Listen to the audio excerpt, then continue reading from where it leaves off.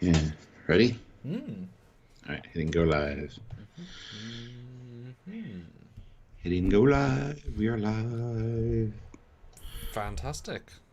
We're the livest live we've ever been, I guess, because we're live currently in this moment. So even the past lives weren't this live because now That we're live. Live. so you're retconning previous lives as being not live. Yes. Hashtag facts. We can't be everywhere all at once in the time space continuum. We ain't no Q. It's true. Unless we're going to warp 10, then we can be on all the lives That's at the true. same time. But would you give that all up to be A salamander. warp 10 salamander? Would you? I mean, you don't know what their powers were when they grew up. They could have been like they're just highly advanced, right? Oh Yeah. shit, we're live.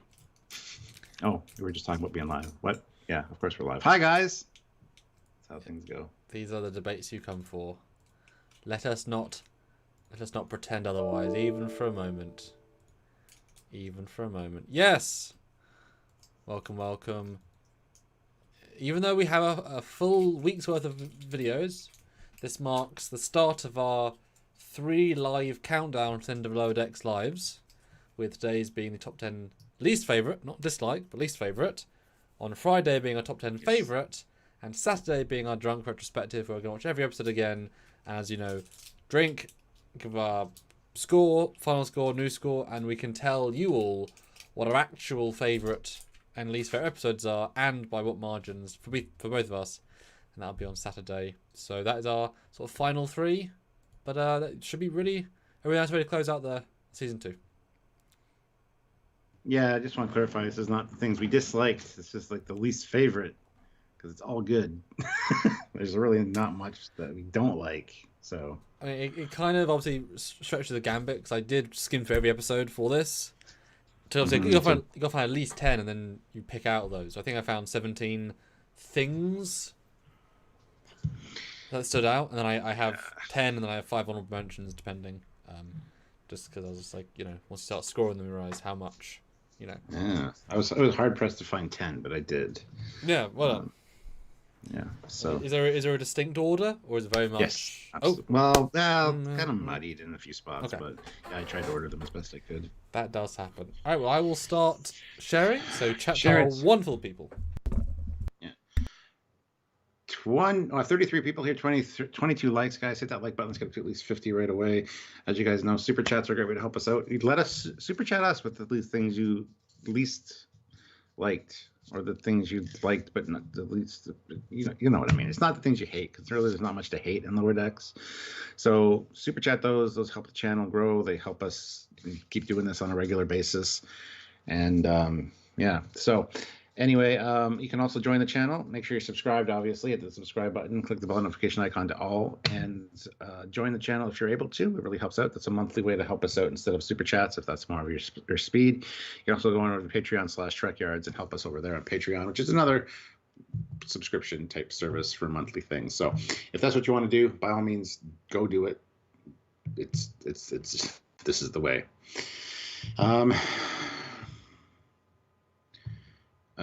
Captain Chili being a yes, we did yesterday, but it's kind of a secret, so quiet. Anyway, what was I going to say? Yes, I do links down below. There's stuff to the Teespring store, the T Public store. You can get Trekyard shirts like this. This is like a faded one, but so check out those. Lots of really great stuff at the T Public store and the Teespring store. So check those out. Links down below. You can also help save yourself money on Eagle Moss ships by using the affiliate link down below to get to the store. That shows them where the traffic is coming from. You fill up your carts and then you use discount code Trekyards10 on checkout to save yourself some money. So lots of great ways to support us and help us out and help yourself out at the same time. Also liking the video, subscribing, sharing, all that kind of stuff all helps out. So looking forward to you guys doing what you can. So yeah, and we'll get into discussions on these different things, and I'm sure other things will pop up that we might not have considered. So it'll be an interesting live for sure, and Fridays will be fun because Fridays is, the the things we like best about season 2 of Lower Decks. So those are always really fun as well. No new Trek this week. Tomorrow. So we got 1 week off, sort of, even though we're not really ever off, because we have 1 week, and then Prodigy starts next Thursday, not this Thursday, but next Thursday. So yeah, we got lots of cool stuff coming your way still. Don't worry. Aussie Maderos, $5. Samuel's back. The guys are still in the rubber ducky room from Hawaii. Okie dokie. How does he know? He always knows. It turns out I'm actually not from Hawaii. Just saying. That's where you ask, are you from a moon? I'm from Canada. I'm from the moon of America. I mean, there is some logic to that. Yeah, and you're from a moon too. You're the moon of England. You're way over there. You're like in far orbit, just circling. You're a small moon. It's fine. It's fine. Amazing. Hashtag facts. Pretty much. So, yeah. And you may also use the poll feature as well. So we'll see who jumps in. But guys, who would like me or Stuart to go first in our top 10? First person to pick picks. We should do a poll. Or a poll. I retract my public invitation in favour of a public whatever. But yeah, this will be really interesting because it is such a season of Star Trek filled with God knows how much Star Trek. But not everything was a hit, not everything was a miss, certainly. I'd be interested to see what this is going to be. I'm interested in your list. I really am, because I picked some kind of obscure thingies, like, I don't know. We'll see how it goes, but it should be interesting nonetheless. Yeah. Aussie Maderos throws in $2. Are you guys from the moon? Okie dokie. I mean, usually. Are we the moon of the sun? We're the moon of the Star Trek franchise. We're always there, occasionally shining light on it. Occasionally, sometimes we're in the dark. So, I mean, sometimes we eclipse Star Trek itself. No, we don't actually do that. But anyway. But we do make waves in the community. Ooh. Nice. That's good. We affect the tidal balance of the Star Trek fandom, yeah. Oh, a few response. Happy birthday. Hopefully you had a lovely birthday dinner. Yes, happy birthday. We didn't wish you a live on your birthday day, or live that we did. I forgot it was your birthday. That would be why. And I wasn't aware that you were who you are, but I should know by the picture. Anyway, I'm an idiot. So happy birthday, belated birthday to Mr. Furious Fonz. Regular member, supporter, and all-round cool guy. Yeah. Ooh, President. Oh. All right, Olivia Julius, who's been a member for 18 months and Federation president currently. Ladies and gentlemen, this is Trekyards. Congrats, you made it. Please feel free to like the like button, share the episodes, leaving a comment, and consider joining the channel. Bonus helpful things is run away from the puggy, pet the Samuel, and feed the captain. Not necessarily in that order, but yes. And Eric Martin throws in $5. Good to see you, Eric. Thank you. Hey. Love the show overall. Some of the sex humor can be a bit over the top. I think trying to do two stories at once makes for a poor episode. Disagree. Whoa. Star Trek's always kind of been about that, and usually if one is sort of the other one's like, yeah, that's good. So except they're twice as much screen time, but I think I balanced it relatively well. Captain Chili Bina, been a member for 12 months at the rank of captain, so thank you so much. Crazy. I'll have to rewatch first to recall my least favorites. The fact that nothing's stuck in my mind is a good sign, though. Yeah, when Samuel suggested this, I'm like, I don't know if I can do 10. We should just do a general, least favorite things. And then he's like, well, 10 makes more sense. People like top 10 lists. I'm going to make a top 10 thumbnail, and we'll just kind of see what happens. And I'm like, fine. I started going through the episodes, and I'm like, oh, yeah, that kind of, okay. And I found some stuff, so, yeah. Yeah, but very close poll, but I'm currently winning, so 52%. Although am I losing, because I've got to go first. So Well, it doesn't. Yeah. Doesn't matter. Okay, I'll go first, yeah. So I need the poll. Yes, this is a top 10 list of least favourite things. And like I say, they vary on my scale. And I think as I always do, I gut reaction which one goes where. But I think I can justify why and which. And let's see what I put, because I've obviously forgotten all it.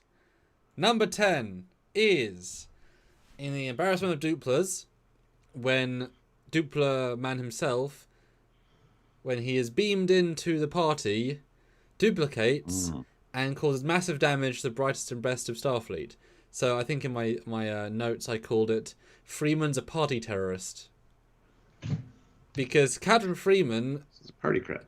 Literally bombed the party with an exploding man, and he's like you see it, they crack the glass, so that is gonna break ribs, it might kill some people. I mean, obviously it's a cartoon, it's not going to, but in the real situation she should be absolutely court-martialed for that. I mean, all the captains that are higher rank than her, all the admirals, she abused horribly in physical violence, and it's just a pathetic little moment that isn't funny, isn't played for laughs. Like, it'd be funny if he didn't duplicate because he's got over it. He's like, no, I am past this, and storms out. That'd be funny. But I hated the moment. It doesn't work at all. We've been so happy if you'd been like, this is an exclusive party. Thank you for inviting me. And it didn't happen. Yeah. I thought that would have been better, for sure. Just makes her look as a terrible captain. She should have got in trouble. Yeah. And as I said at the time, I mean, there's going to be transporter logs. They're going to have to they'll do an investigation. They'll find out how he got beamed, what ship beamed him. I mean, that was just... Yeah. I mean, all the captains that broke their arms, their legs, their wrists are going to say, so why did this guy boom and break our body parts? You know, why? Because you didn't let her into the party. Because you didn't let her into the party, even though there's a list. And that's how that works. But she was invited. They were on their way there for that party specifically. No, she was there to drop off the guy with the assumption she'd be let in, but she wasn't being let in. She just had dropped the guy off. That was why she thought she was invited, but she wasn't. Or at least she was, but other crew members weren't. It was one of those things. But it was definitely couldn't get in. I just thought it was a dumb moment. Great addition to the list. I like that. Well, great way to start off the list. Perfect. My 10 feels shitty by comparison, but that's all right. Don't know. Well, we got Olivia Julius who threw in $5 and said, I hated all the nudity this season. It's naked time. Lisa Jericho says, I hated the censorship of the nudity. Yeah, especially in the sonic showers. Just saying. They weren't censoring it. They were just Sonic. You just couldn't see through the Sonic. It's fine. I know, but fix that shit. That should be exclusive to the website then. Just full frontal nudity of all our cast members. And it's like, oh God, Star Trek, what are you doing? Yeah, there should be like an X-rated Lower Decks version that you can get. I'd be down for that. It wouldn't be X-rated. It'd be whatever. Rated R. But anyway, moving on to my number 10. Yes, I'm really interested in what your list is going to be. I'm really interested. Okay. My number 10 is one of the first things I thought of, and I'm like, I'm going to keep it down just because. But anyway, it's Badgie, or lack thereof. I really wanted to see Badgie this season. I think Rutherford trying to work on Badgie, fixing Badgie, would be a fun side story at some point. Let's weaponize Badgie and turn him into a virus for enemy ships. Can you imagine Badgie running wild on a Pakled ship? The Paklids wouldn't be able to keep up with what was going on. It would be kind of hilarious. Hilarity would ensue. So lack of Badgie is my number 10. I know it's not really a thing that was in season 2, obviously. That's why it's lack of. But I was honestly thinking all season we're going to see Badgie at some point. And it just never happened. And I was like, oh, man. Seriously? So. I mean, I wouldn't even consider the lack of. But see, now once you say that, I don't know, because I wasn't the most fond of him, and obviously he had quite a strong payoff arc. But yeah, it's like introducing a side character and not even using them at all, given that they're so good at using everybody. Yeah, he's like the Moriarty. He's like the Moriarty for the Cerritos. Yeah, he'll probably come back at some point, maybe season 4. Rutherford will be like, I finally perfected the program, and. You know what it should have been as a really sidestep? It should have been in last episode Rutherford's error messages. It should have been Badger saying, "Hey Rutherford, you got an error!" Bing, and that's it. It's just like, oh, is he good now? Although then you'd think, okay, Badgie's the one causing it, so that would have been a conflict of interest. Yeah. But that would have been, because think of it as like the paperclip in, whatever. Yeah. Hey, Rutherford. Or have Badgie in the episode with I Excretius with all the holopods as part of the program, like giving them the instructions because he's been modified or updated or whatever. That'd be kind of neat. Or not just that. When they barge in on her at the end, and then she's like, "I'm the villain." Turns out Badgie's the one that reprogrammed them all because they're working together. Because as soon as she was just gonna come on and like piss them off, and then Badgie was like, "I can fuck up everyone too." Yeah. But I guess because he genuinely means massive amounts of harm, any of the situations you'd add like the kill you factor. And obviously he should have been deleted from, like, it would have been fun if it was like the Terminator where he then was fully good in second season. That was the twist. He was and every time thinking, what's he gonna do? No, perfectly good, and then the twist is he gets bad later on again. But yeah. I'm on I am Misi says, wouldn't Rutherford have forgotten him? I mean, yes, but the program would still exist somewhere, and Rutherford would find the program, stumble across it, go, why did I give up on this? I mean, there is a lot of potential there, so I don't know. But actually, that's a great point. Why can't he create him again? Maybe erase him first season, create him again. Like, that'd be a good joke, and it's just totally different or something. Yeah.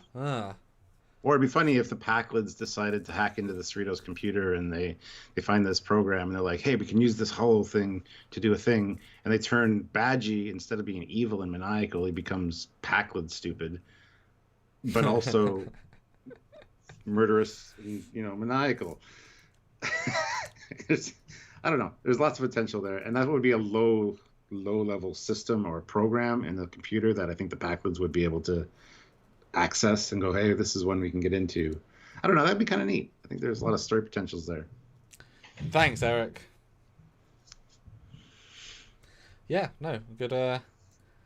Interesting suggestion. Interesting. Wouldn't have thought of it necessarily. Yeah. Eric Martin, $5. Sorry, my spelling sucks at times. I'd like more background on characters to understand their quirks a bit better. Yeah, we're going to get more background as we go along. We've already got some for, like Billups, for Christ's sakes. Like, you're going to get more as the show progresses. So, but yes. And Captain Chili Bina throws in $2. Thank you. Uncensored nudity reserved for Star Trek only fans. Where is it here? There's another one I read. We were promised... Oh, yeah, this Jericho. We were promised nudity in Discovery, and all we got was Klingoric boob. It's true. It was mentioned there would be nudity and more adult content themes, but yeah. Yeah, under power. But Stuart. Yes, dear. We go from number 10 to number 9. My number 9 is Keishon, or the lack thereof Keishon. My note was barely any Keishon, anticlimactic introduction. Anything you show off in a trailer as a big deal, to then play almost no part and feel as if he was. I know he wasn't forgotten, but feel as if he was forgotten. It's like showing Luke in the trailer and him only being 4 seconds. Any cool fact you've gained by showing it is all lost by not using him. So Keishon was a wasted feel. And they could have easily had him in a bit every episode, easily. There's the easiest space in every single episode. And definitely the last little bit we had a little bit, but I feel like you shouldn't introduce such a great idea and barely do anything. And you can imagine being a voice actor saying, "You're being hired for a Star Trek show. Oh, how many episodes am I in? Oh, 8 of the 10. Oh, fantastic. How many lines? 8 in the 10. What? Yeah, you have 8 lines. So I just... Yeah. Don't introduce it and promote it too much if it's really not going to play a part. Or at least give it another episode of meaning. Yeah. Just take what I have. Yeah. And I totally agree with that. We just kind of, when you forgot about him, he came back, but only as like a background character or, at the bar, or the other good episode with him, obviously, besides number 2, where he was introduced, was the one with the Spy and Humongous, where he was with Ransom on the ship, which was very, very cool. But I mean, he's the perfect opportunity to use those Shaka when the walls fell thing, but in like a English standard way, like grav plating remains well, power goes out kind of thing. So the Star Trek tropes, you could turn those into different sayings as well. So I don't know. I think we need to see more of him for sure. I do like him, and yeah, let's learn about that knife on his sash too. Like you're right. If he was on the bridge and he was able to give out warnings in not English because he's so stressed, like the joke would be he's a security officer, but every time he gets stressed, he can't speak English anymore, and it's like that's the worst kind of. No, but that's the joke, isn't it? And so he's always giving out platitudes, but the joke being that only Ransom understands him or something. Yeah. And so they. And it'll always sound worse than it actually is. Like, yeah, so and so and so and so when the bomb annihilated them. It's like, what? It's like, oh, don't worry about it, because it's going to be an explosion on deck 3, and it's not going to destroy the ship, but yeah. Regnog, the genocide of Tibet. No, shields down to 30%. Temerians, man. Yeah. Yeah, lots of potential for sure there. So because if he was not in the trailers, I think he'd be fine. Mm. But especially as he was meant to be a replacement to Strax, and redundant instantly. Yeah. Thomas Potts, though. Welcome, Potts. Potts, I see you. No Captain Foley or Cockian's cameo should be on the list. It's true. We would love to be in it. Hashtag facts. Yeah, hashtag facts. Yeah, hey, unfortunately. How's the resolution of the stream, guys? Looks good here. My thing was limited to 360p, and it shouldn't be. Was it, guys, for you for resolution? Yeah, let us know how it's looking, guys. Should be full HD as normal at 60 frames. Okay, so there it's fine. Oh, that's weird. Never mind. Yeah. Moving on. Yeah. Yeah. My number 9 is the huge delta on the bottom of the Archimedes. Sorry, Mike. Don't like the delta. That was a mistake. Or Mr. Obina. Yeah, Obana. Yeah.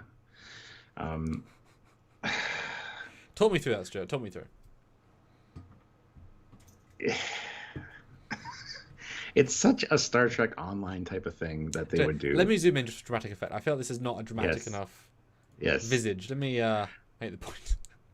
I mean, it could have been worse, obviously, but the fact that it's there, I do like the fact that it's on a ship that's doing a first contact mission, though.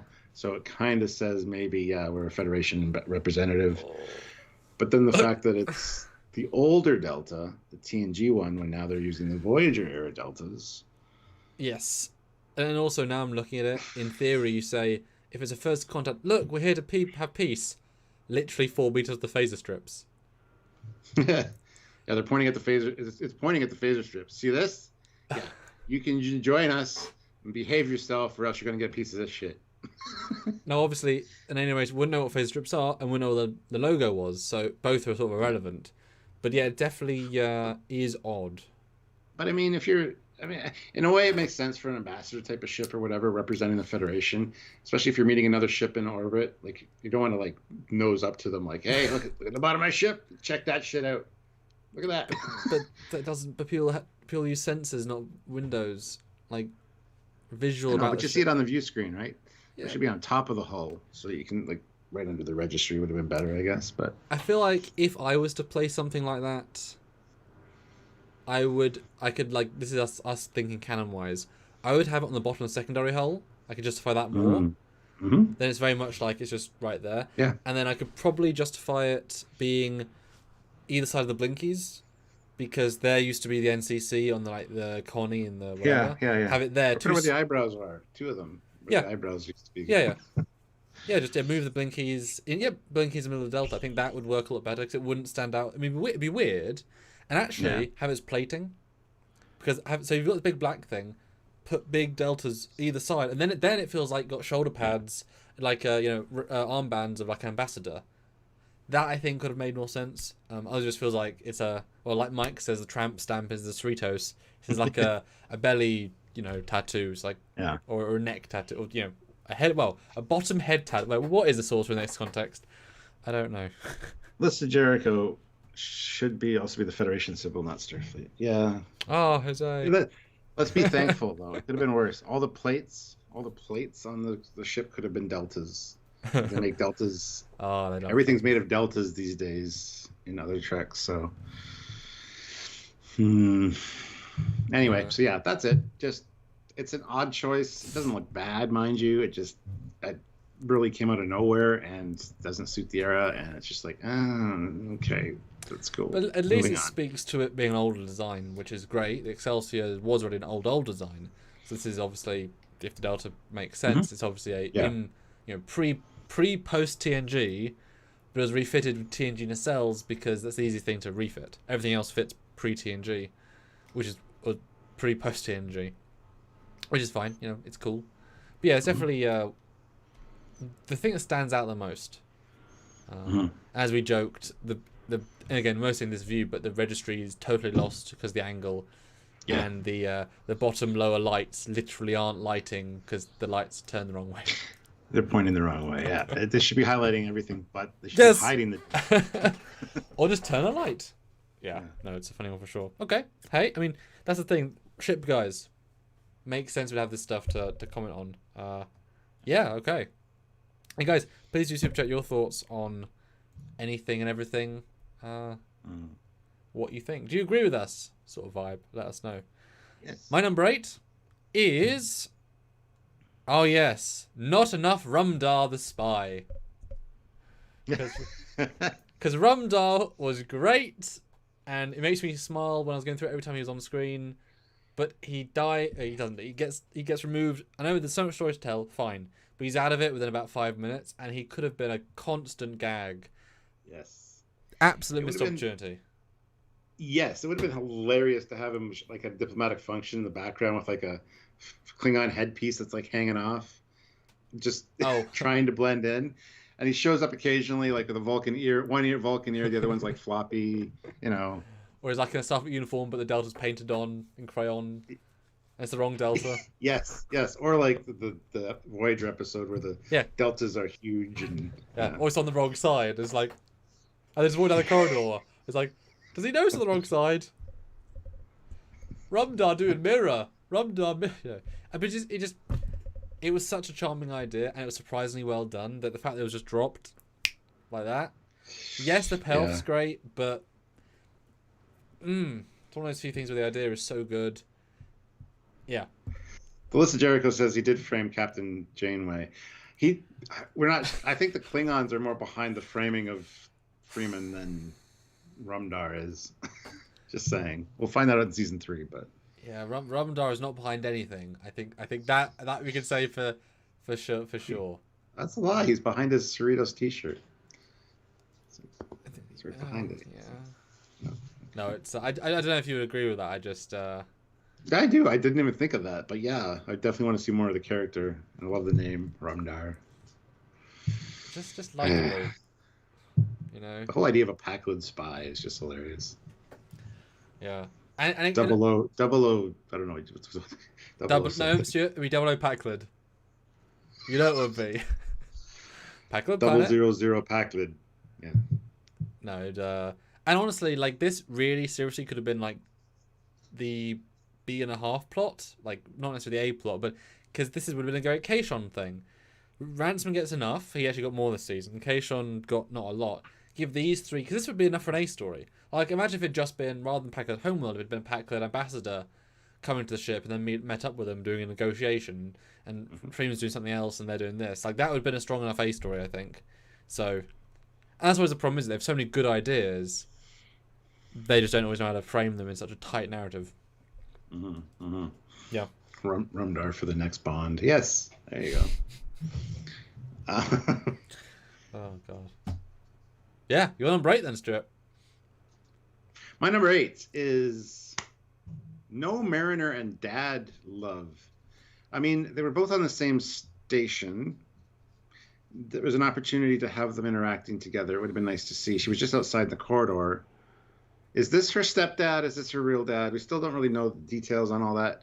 but I would have liked to see the interaction these two have. It was good to see the Admiral with Captain Freeman. I thought that was great. Finally, I mean, we saw him on screen, and the fact that he's pudgy too. Like, he doesn't look like a pudgy Admiral on screen, but you see him in person. He's got a bit of a, he's got the Homer Simpson thing going on.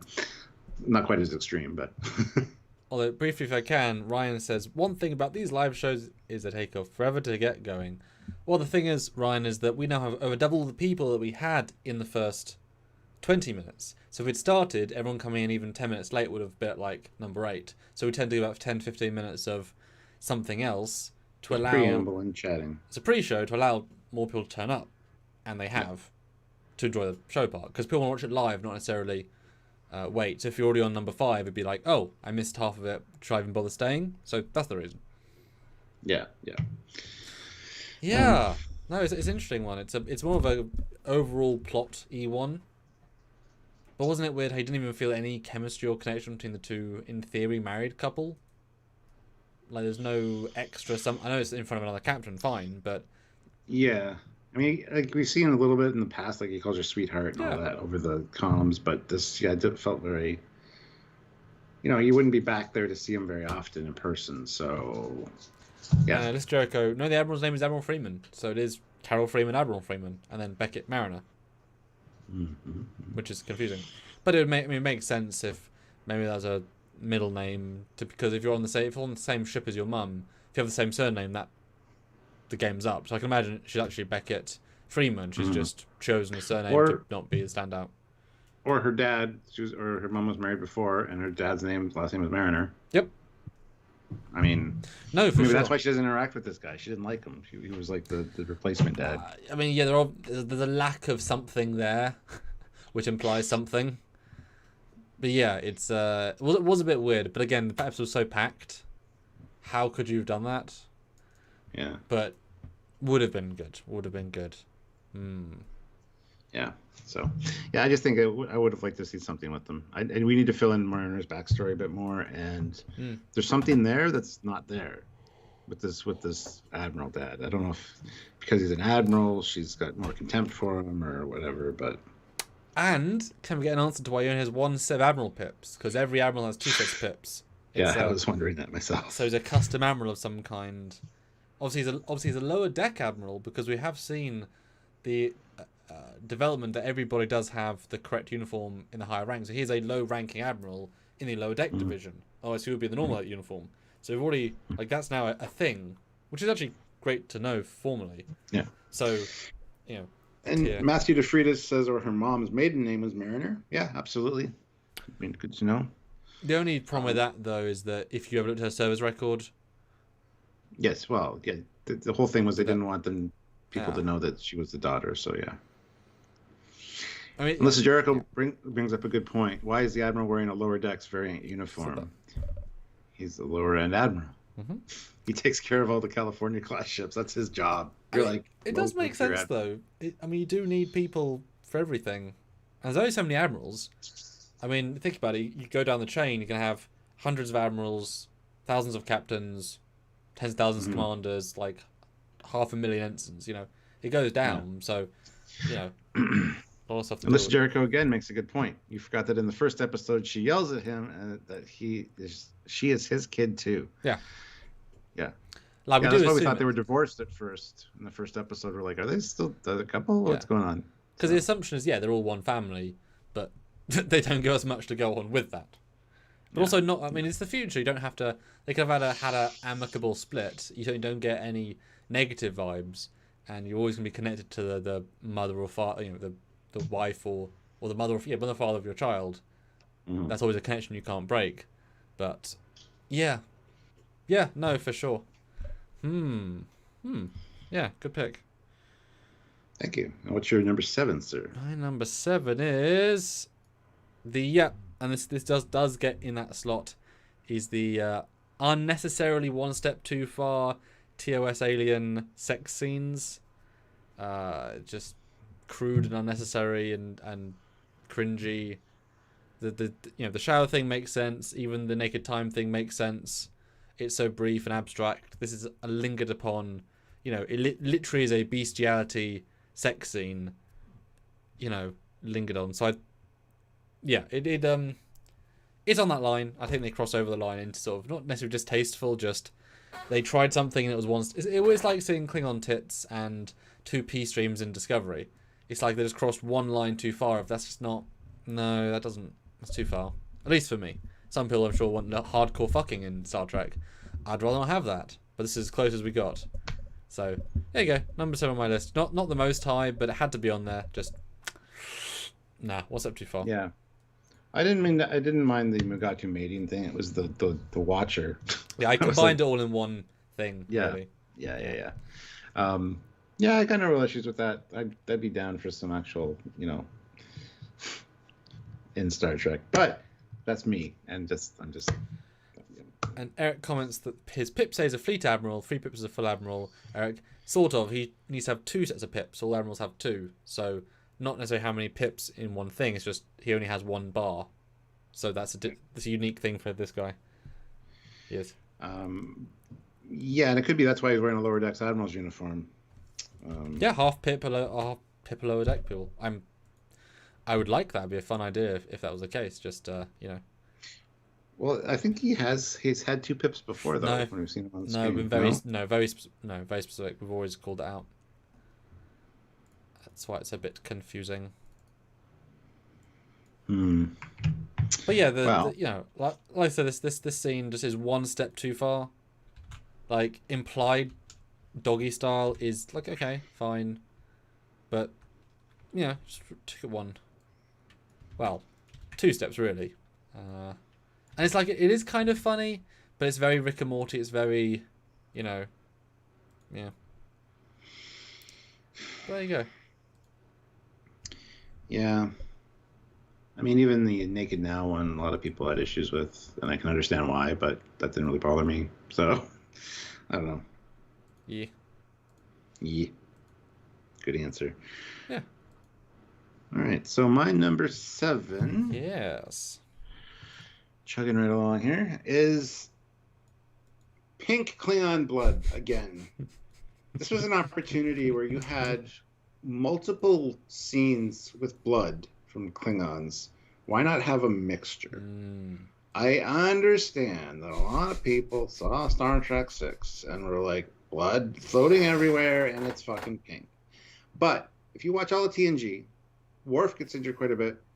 A lot of Klingons do, and it's dark red blood. Even Discovery got it right with one of their fight scenes. There was a slash, you saw red blood. You also saw pink blood. And in fairness, we give them credit for that. That might have been a mistake. We've never had that confirmed. It's never been talked about. Just for the record, we give them that credit because we... That's what you should. Sure. I'd be fine with different blood types in Klingons. Literally different blood types. Not just A, B positive or whatever, but different colors from different... That's fine. But the fact that it was all pink in this episode, even though they make a joke about the reddish, pinkish blood, which is funny, but they should have had at least some red blood then to pay that off. I don't know.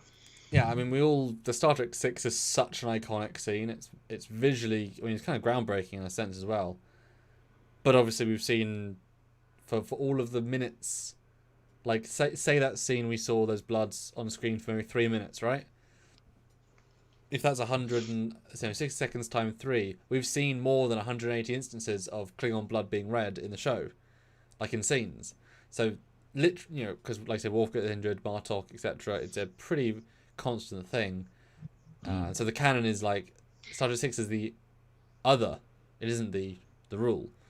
So yeah, it would have been nice to have both. And I was certainly waiting for that with the Punch Out, the stabbing. I thought, oh, purple, great, and the Punch Out would be more red and different sorts of like really visceral blood is one, and because that was a very dramatic. They got really screwed, but punching could be different. So yeah they could have been. But it was a choice, but it was could have done both.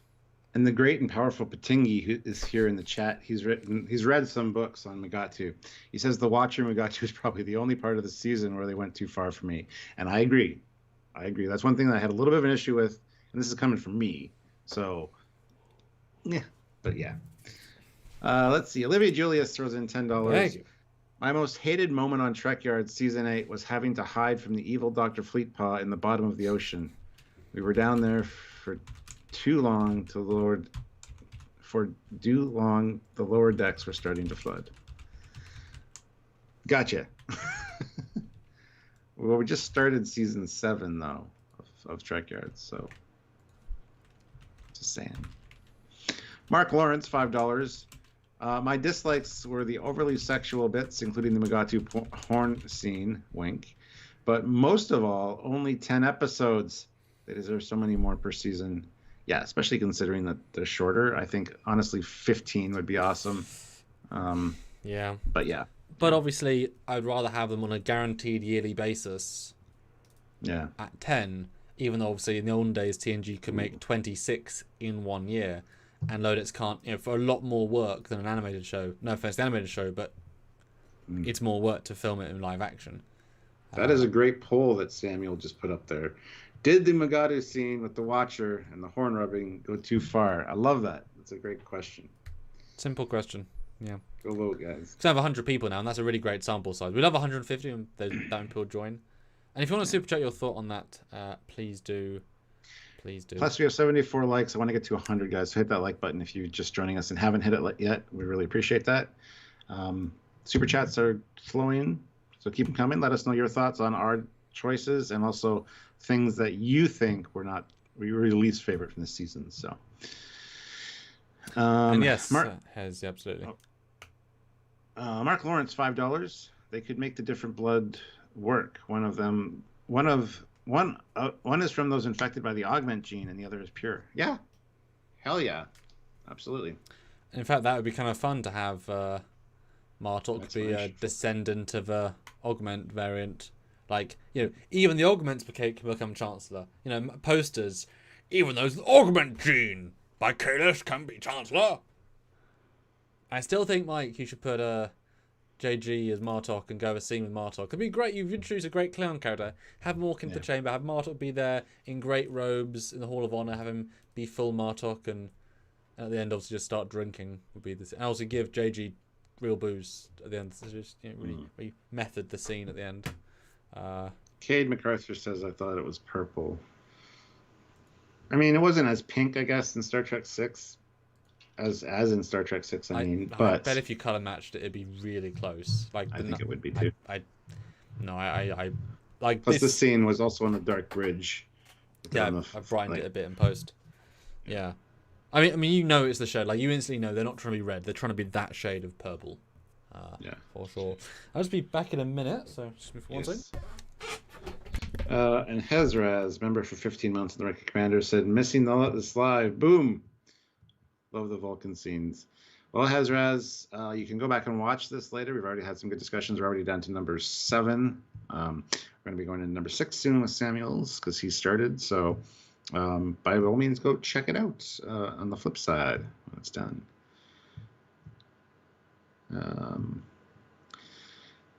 Or the whole planet infected with the gene, so there should be many. Exactly, yeah, that would totally work for me. That's a great idea.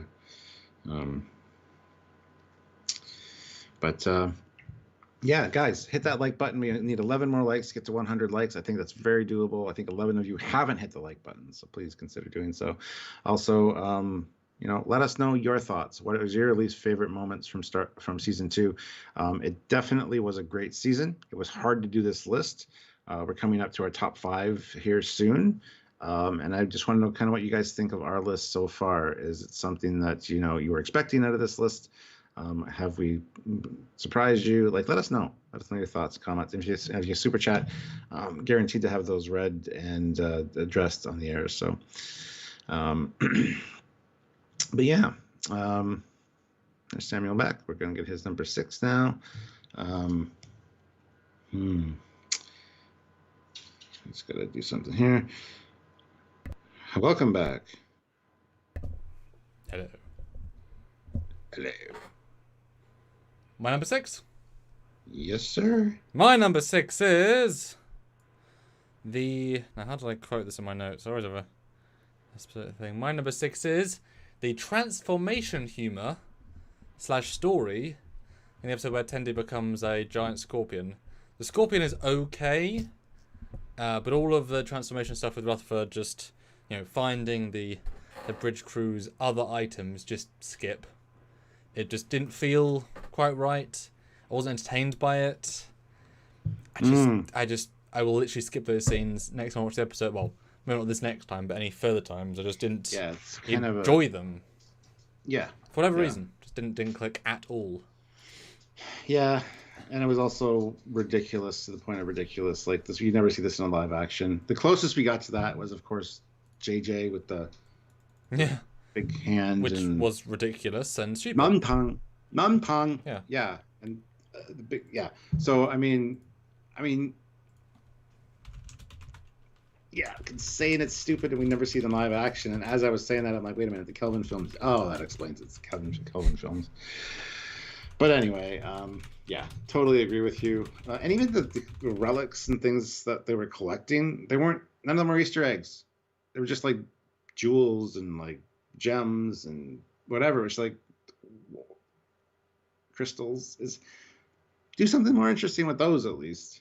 Maybe just one or two. Like, yes, have some weird goo and have, whatever. But I don't know. I think it was a missed opportunity. But considering they were just coming off of an episode that had like a ton of Easter eggs, and then to go literally to none when they were going around collecting items was just an odd choice.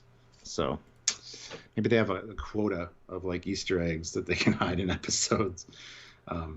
They kind of, as I've said before in our reviews, blow their loads on some of the episodes, and then we hit 100 likes. Woo! Thank you guys. Oh, that was a jump. Went away for a few minutes. Boom. Go.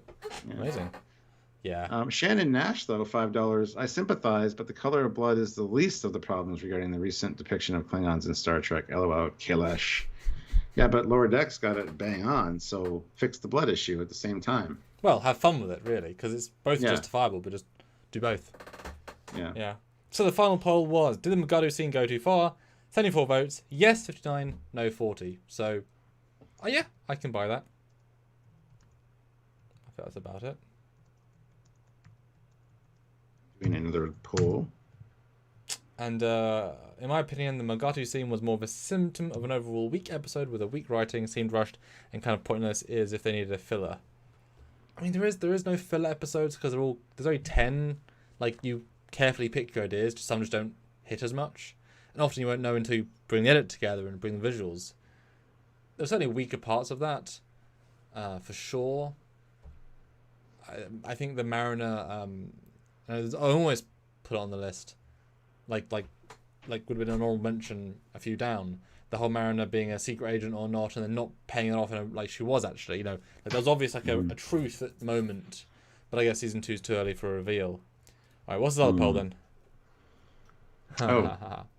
Whether they're enjoying our list so far. All right. Like, has this been a surprise to you what we've picked? Because I've been surprised with some Samuels, and hopefully I've kind of surprised some of mine.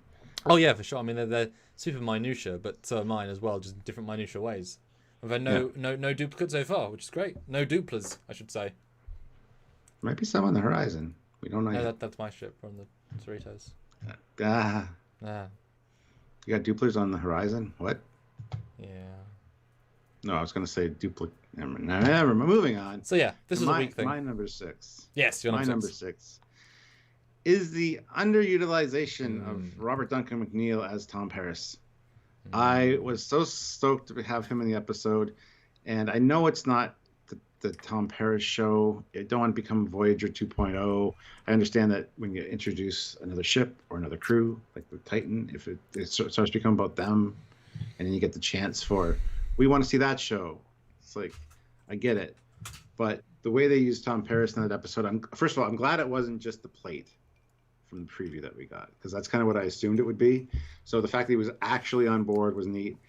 But I think they could have used him a little bit better in the episode. He was funny, though, with the whole, it's Kazon. And, but more could have been done. Because I love Tom Paris, one of my favorite Voyager characters. And, so there you go. Underutilization of Tom Paris. What I'll say about that, linked to something you already said, is that it shouldn't be the Voyager 2.0 show. The episode isn't about him, but it's called We'll Always Have Paris. The episode was literally about him. Yeah. So actually it was about him.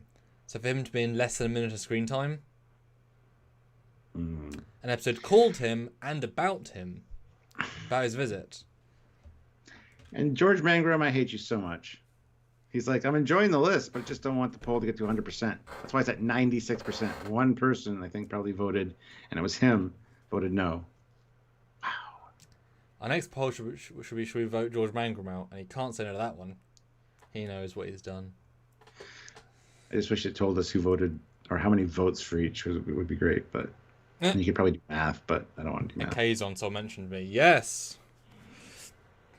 Yes, and definitely a funny scene which shows Paris's PTSD, because there's no reason he's going to assume that a Kazon from 70,000 light years away and a decade later has appeared on that ship he happens to be on.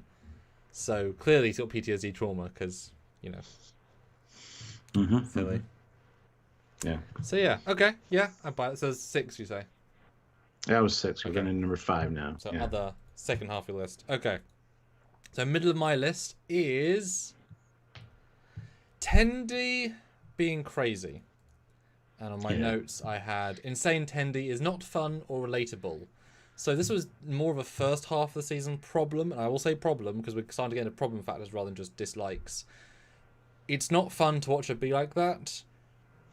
It hurts the character, and if that was her main trait in the first 5 episodes, and it's like, okay, skip the character then. Like, you're not adding anything. She's fun, quirky, smart, interesting, does weird things, fine. But she went too far many a time, and she's the epitome of the stalker girlfriend. Yes. Who is a villain in the shows where you have a stalker girlfriend, and yet she's one of our 4 heroes. So I do not think they got the balance right. Yes, they calmed off that a lot second half, and she also played a second fiddle more in the second half. But the balance was a lot better. But they really pushed it to an extreme in the first half, and I did not like it. And that's why it gets halfway up my list. Totally agree with you. It's cute to a point, and then she always goes over that point, that line. Yep. And it's a little bit. One little thing would make her snap and kill somebody, it seems. And I don't know. We do learn more about her in this season, which is great.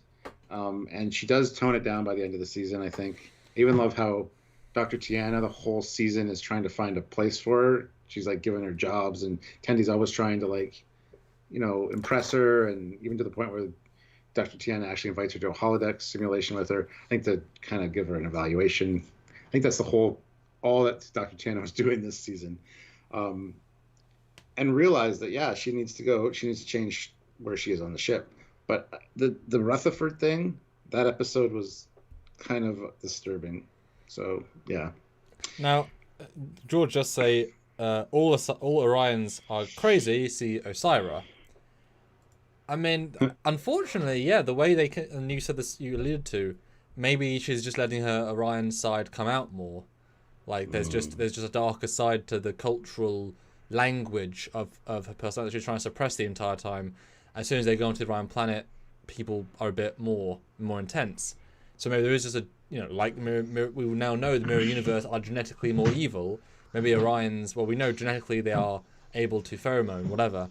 Maybe there's a genetic component to this, unfortunately, and she's fighting it. But when she goes to the obsessive, you know, maybe it's just an Orion thing. Doesn't mean it's fun to watch.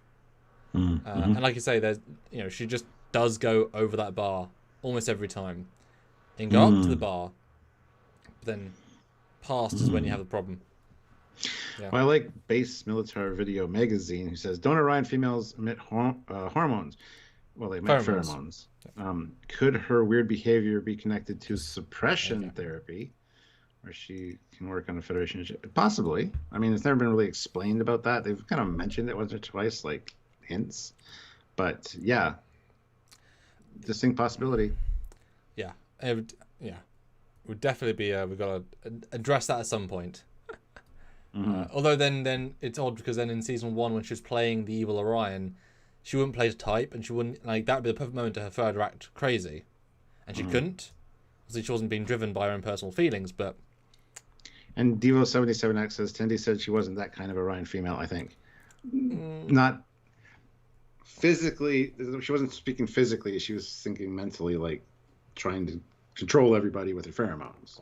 She still has them. Yeah, unless she got them removed at some point. I mean, there's still a default feature, but there's obviously a story there. But there's other Ryans in Starfleet. I mean, to get through this, you can't have the pheromones active in the academy. You can't get approved to Starfleet. You know, so it's a thing. And I really hope we get those flashback stories. Obviously, we're building up to that, so I hope we get to see that sort of stuff. Yeah, but that's my number 5. Cool. Well, we're halfway. Well, because we're on into my number 5, so we'll both be halfway. So my number 5 is Mariner undermining Boimler still. Unfortunately, honorable mention for me. Glad you got it. It. Unfortunately, it's a real step back in her character development. She has realized that she needs to trust her friends more. But the fact that he was assigned to the Titan, came back, wanted to do this mission, was excited about it, and she, out of selfish reasons, asked ransom for him to not go on that mission because she didn't feel he was ready for it. First of all, who is she to say that? And that really cut me. It was just made me really not like Mariner for doing that. And I really like Mariner. So it was just kind of a dickish move. And she needs to stop it. So I think her character development's taken a step back. Boimler is growing. She's not. She keeps like sliding back. So yeah, that's my thoughts on that. Yeah, like I said, it's got honorable mention in mind for sure. Yeah, no, it's Mariner has had so many step backs this season in terms of character growth, especially when it's sort of unwarranted and it feels forced. Now, the reason I didn't put it on the list is because if it's her acting out, as in she doesn't want to lose her friend who she's finally friends with properly, and therefore sabotaging him as a defense mechanism so he won't progress through the ship quick enough, then I understand it, but it was not presented that way. It was presented as my freaking Boimler, he ain't good, and he'll die. Well, no, I assumed it was just the way you just said. She doesn't want to lose her friend or have him, but that's the most unfriendly friend thing you could do to somebody that's a friend. You're being selfish, and I think it's not that she doesn't think he can handle it or she's protecting him. She's being selfish. She just doesn't want him advancing and leaving her again. No, see, I mean, as I said it, so I got that point as well, but I do think it's slightly more of she's really protective of him because she thinks of him. I mean, we know she's older. We know he is this noob. And obviously, to come off of the Titan for a reason, you know, she can relate to that failure in career moment. So I think also she's like, nah, you take a step back. Don't go on a really dangerous mission. You're not really up for it yet. I think she was protecting him like a mother bear, but to a patronizing amount. So I think it's like 51% that she just doesn't see him as anywhere near an equal. Because, I mean, he isn't, really. That's one of the big season things. But treating him like that, it just felt out of place and, yeah, really regressive for both characters. Yeah, I think he's changed so much in this season and for the better almost every time that to see her backslide like that and kind of try to sabotage him, it's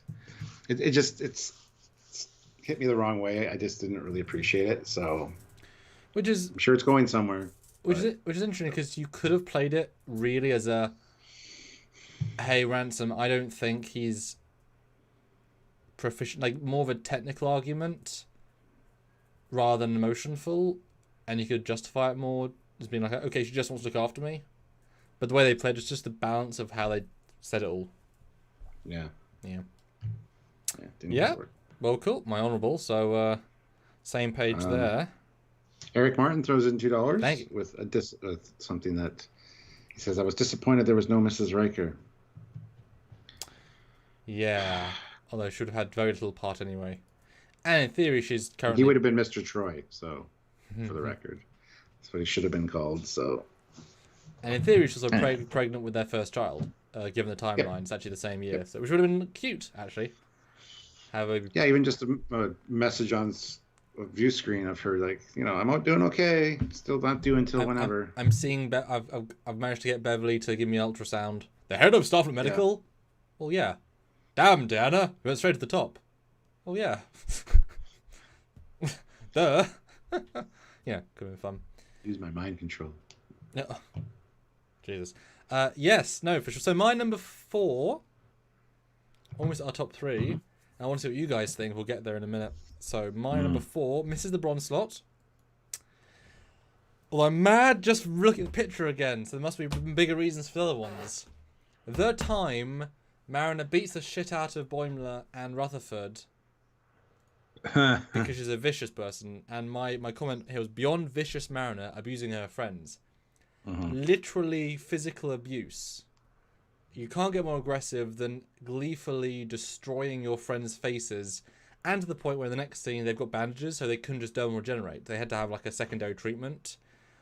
Horrible person. If any of our friends did this to us in any situation, except maybe a boxing match, but imagine a boxing match where after the boxing match finishes, she gets another club and beats you further. It's horrible. Why they thought this was a good idea? It's exactly the same as the mum bombing the other group, but this is actually bloody vicious. It's just horrific and disgusting, and they should be unhappy with putting this in the show. It's terrible. Yeah, no, I totally agree. If it would, we've had this debate before. If it had been a holodeck simulation of them, it still would have been bad, but it wouldn't have been as bad. The fact that it was literally them and she was just enjoying it. Yeah, there's something wrong there. And in fact, we had this literally the argument already about it being holodeck in season 1 when she's murdering her entire crew. Yeah. And I was like, but okay, it's a holodeck, but this is literal. Yeah, I made the argument where it's kind of like therapy, I guess, but you're like, well, it's your friends still. And yeah, there's a whole discussion to be had there. But yeah, when it's literally your friends that you're hurting, that's a different thing altogether. So because I would, there's lines. The fact that they broke the helmet, and blood and black eyes.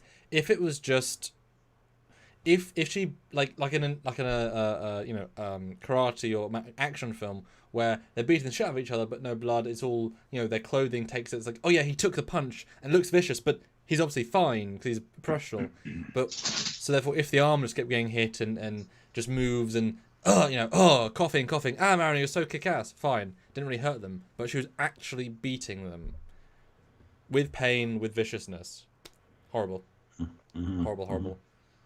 You can imagine Worf doing this to Jadzia and just beating her afterwards and punching her in the face, and then they just show her destroyed face. It's like, she'll be fine. It's like, didn't have to brutalize her. Yeah. And that's a trait that carried over from season 1, like you said, with the holodeck program, and so. And Bujitsu is fun, and they've kind of ruined it in a small way.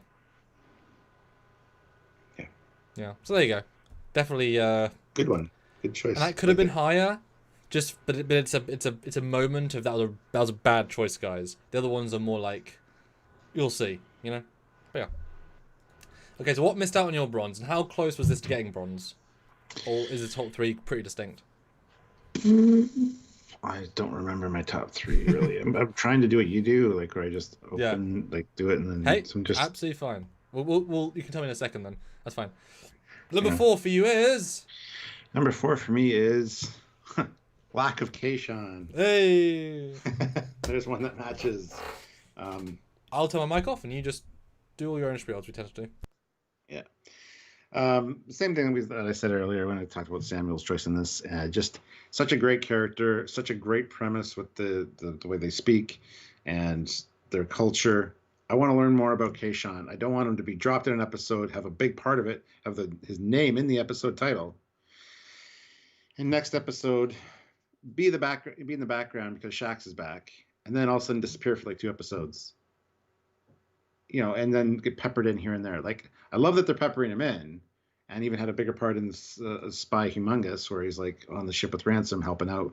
But man, such a great character. To see a Temerian was fantastic. I want to learn more about them. I want to, like we said, use English versions of. He gets flustered on the bridge. Even says, Temerian phrase, but like with English replacement words to try to make it English, but he's flustered. So there's a lot of potential there. And what's with the knife? It looks like a chef's knife.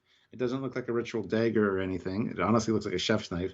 It'd be great if he was a chef and made like the best food and everybody loved it. Plus Mariner could suspect him of murdering people because why do you need a chef with replicators? But you know, there's a lot you could do with this character, and I'm glad he stuck around. I was hoping that when Shax came back that he wouldn't be shuffled off. So at least he's on the crew now, and he's not just a one-off character that came on and was gone. So, but yeah, we need more. We need more Kayshawn. So he should have flashbacks and PTSD from being a puppet. Yeah. No. Yeah.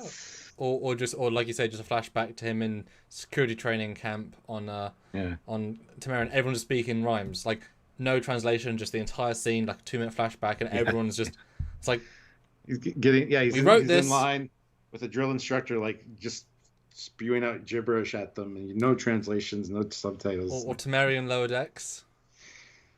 Oh, there you go. That'd be cool. You know, just 4 guys saying something at each other. Yeah. Yeah. No, I mean, yeah, I agree. And I definitely think it's almost better if he hadn't have stayed around, because then you feel like every time you see him, it's a missed opportunity. And unlike Tasha and Worf in season 1, Worf was not a distinct character at that point. He was the Klingon on the bridge. It's like if you had Worf in season 6 and then brought on Tasha, and it's like, so we have 2 of the same character now? But one is more interesting. Because, I mean, arguably he's more interesting. Strax is simpler and clearer and had some good stuff, but this character is more potential, but also limited by his own. So, it's just an odd choice to keep them both around. Although I think we said previously, it'd be fun if one was kind of the shipboard security, one is the planet-bound security. That works great, man. With different skill sets. That's kind of fun, actually. But they haven't said that, so. Absolutely. Yeah. Or to see him and Shax training together, or like, we've never really seen this scene with them together, like talking to each other. Yeah, actually, something like that would be great as well. Kind of like in Enterprise with Mayweather and not Mayweather, Reed and Reed and the Mako guy. Mako guy. Yeah, they're I think Major Young for some reason. Is Major Young? I don't know. I don't think so. They're friendly, not so friendly rivalry. Well, pretty unfriendly at the start. They literally beat each other up at one point. Yeah. Well, I love when they're both black and blue in the captain's ready room. Yeah. He's yelling at them and he gets called away and they're like, "Are we dismissed?" But Archer's just like, "Deal with it, fix it." Hayes, Major Hayes. Yes, boom. 3 Major Hayes. Thank you. Good job. Thank you. Nice. So, Stuart, the poll. Have you been enjoying our list so far? 91% yes. 9% no. Well, what are you doing here? But I think a lot of those are just because it's funny to say no and not get them. I think that literally is a lot of anti-100% group. You know who you are. Yeah. Now, I wish, I also be dangerous as all hell, I wish we could do a poll saying, what do you think our number 1's going to be? And then you could vote for, obviously, I can't be revealing all of our top lists, and then so it doesn't really work that way. But what do you guys think is in our number 3? Guys, vote now, as in like just put in the chat. What do you think that we haven't covered yet is going to be in our top 3 for either of us? We've got 6 options, may not be the same. I'd love to know if we've any of those things you're going to say, and definitely get some more super chats. We're very light today. It's fun, but we need 3 times currently to do limited to minimum. If we can get a few on 5s, that'd be nice. It is quite chill today. Yeah. I mean, probably because some people think it's negativity, so they didn't click on. But so Friday, hopefully, with the 10 things we loved about season 2, might be more. I don't know. But yeah, if you guys can super chat, please feel free. We'd appreciate it. We have the super chat slot as always, guys. So yeah, let us know your thoughts. We want to see if any of them match up for our top 3s, because we're going into the silver or gold, silver, and bronze now. So. And in fact, Smash Rocket says the Blinkies. Was anything that was in this season would you have counted anything from season 1 that was still a mistake or a holdover, or are you just going purely like the new additions to season 2? Because Blinkies new additions to season 2. Okay, good. Yeah, that's why I wouldn't have picked Blinkies. Yeah, me too. Kind of when we do purpose. After the series is finished, we'll go the 10 things we didn't like about. And Blinkies will probably be high on the list. 7 Until they fix seasons, Mike, and no Blinky fix. We'll fix them for the last episode. For their 9th refit. Because the last episode will be a live action episode. Oh, live yeah. action Cerritos. Gonna happen. It's gonna happen at some point. It's gotta happen. Yeah. All right. So do you want to read some of the fan suggestions of what will be in our top 3? We got some good ones. Sure. So let's see. Some pretty creative ideas. Shack Coming Back from the Dead. I really like that, actually. Boimler being badass. No, I like that too. I think it'll be revealed to be a Betazoid. Why? Jose, why would you be a Betazoid? Boimler being demoted is in my top. Wow, yeah, that should have been in my top 3. I mean, well, it kind of. Anyway, we'll get there. Hold on. Damn it. Boimler being tanked on his Borg simulation. Exploding planetoid moving so fast it can catch the Archimedes. Or it not being able to come back online after the EMP.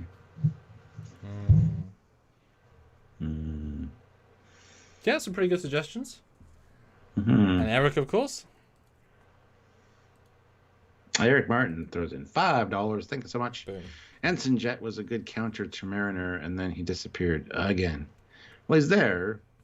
We see him. But yeah, he was a great character. Season episode 2, Kayshawn one, he was awesome in that. And yeah, he did kind of put her in her place, so love that. Yeah. So my number 3, what got bronze? Let us see, is... Yes, of course, I think more annoyed, well, clearly than you, the Tom Paris, non-Tom Paris-ness. My note was, Tom Paris's mega cameo and wasted return. Obviously, I said it at the time, it's the most wasted cameo possible. It feels like an absolute... It feels almost... not offensive, but it feels like trying to actively do a bad thing by literally giving him less than a minute of dialogue or screen time or anything. It's so underdone. It's not even more than a cameo. You know, I mean, Janeway had more dialogue in her cameo in Nemesis on a screen. That was a good cameo. Yeah. Even given it was called about Tom Paris, he was the center. I mean, yes, he had 2 good lines. Fine. But he only had 4 lines. So if you don't have 2 good lines, then what have you got? It absolutely, as I said at the time, to fix it, you need a Boimler and him at the end in the mess hall, having a geek out about something funny. Yes.